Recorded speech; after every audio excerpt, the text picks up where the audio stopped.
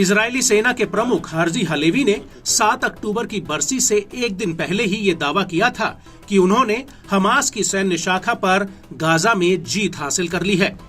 लेकिन उनके दावे की अगले ही दिन हवा निकल गई, क्योंकि हमास की सैन्य शाखा अल कासिम और अल कुद्स ब्रिगेड ने मिलकर इजराइल के भीतर तेल अवीव में M90 रॉकेटों की बौछार कर दी।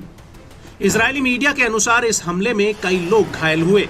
और इस हमले के बाद गाजा के अलग अलग इलाकों से ऐसे वीडियो सामने आए हैं जिन्हें देखकर ऐसा बिल्कुल भी नहीं लगता कि गाजा में हमास की ताकत में कोई ज्यादा फर्क पड़ा हो,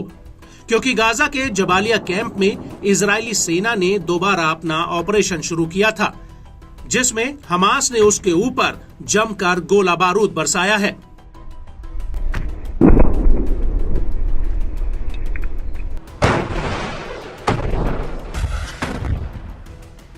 हमास की अल कासिम ब्रिगेड ने इजरायली सेना पर किए गए हमलों का एक वीडियो जारी किया है, जो जबालिया कैंप के अल हावूज अल टुकरी इलाके का है, जिसमें अल कासिम के लड़ाके पहले तो एक बिल्डिंग में एक बम फिट करते हुए नजर आते हैं और उस बम को तार के जरिए रिमोट कंट्रोल से जोड़ दिया जाता है।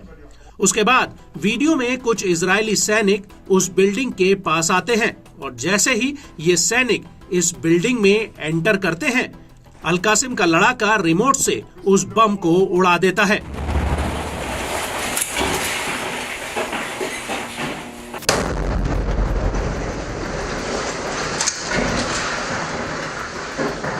इसके बाद हमास की अल कुद्स ब्रिगेड ने वेस्ट बैंक के तुलकारम शहर के नूर शम्स से एक और वीडियो जारी किया है, जिसमें हमास ने इजरायली बलों के काफिले पर एक भीषण हमला किया है। वीडियो में IDF के 3 वाहन आते हुए दिखाई देते हैं, जिनमें से आगे वाली गाड़ी जैसे ही आगे बढ़ती है उसमें एक भीषण ब्लास्ट होता है। इसके बाद वीडियो में एक और IDF की जीप में भयानक ब्लास्ट होता है और उसके बाद अलग अलग जगहों पर इजरायली सेना की गाड़ियों में धमाके होते हैं।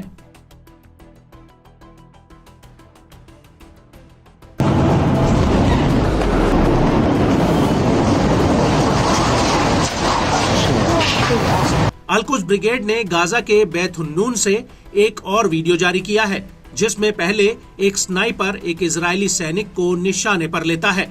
और फिर टारगेट लॉक होने के बाद सीधे फायर कर देता है, जिसके बाद IDF का सैनिक नीचे गिर पड़ता है। इसके बाद इस वीडियो में आगे कुछ रॉकेट आसमान को चीरते हुए दिखाई देते हैं। हमास ने दावा किया कि उसने ये रॉकेट ज़ेरोट शहर की तरफ दागे हैं।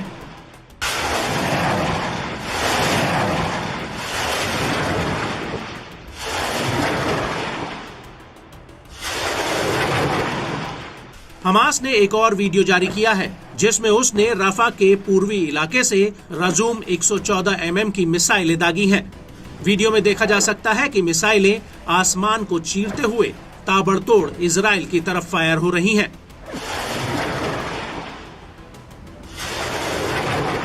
इजराइल और हमास के बीच युद्ध शुरू हुए 1 साल का वक्त हो चुका है और 101 इजरायली बंधक अभी भी हमास के कब्जे में है।